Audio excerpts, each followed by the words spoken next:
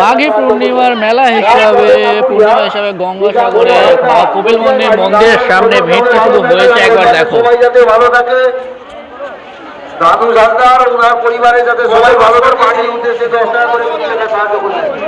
মকরা হাট ওনার পরিবারের মঙ্গল কামনা সরকার আয়ের ব্যথা যাতে ভালো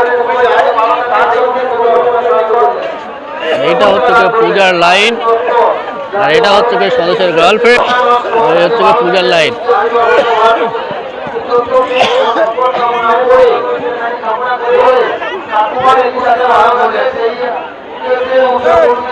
মাঘী পূর্ণিমার মেলা হিসেবে গঙ্গাসাগরে বাবা কপিলমুনি মন্দিরের সামনে কত সব পূজার দেওয়ার জন্য দর্শনার্থী লাইনে দাঁড়িয়ে আছে ভক্তরা। দেখো আর ওই হচ্ছে কি গেট দিয়ে মেন ঢোকাচ্ছে, ভেতরে ঢোকাচ্ছে, আর এই সব লাইনে দাঁড়িয়ে আছে।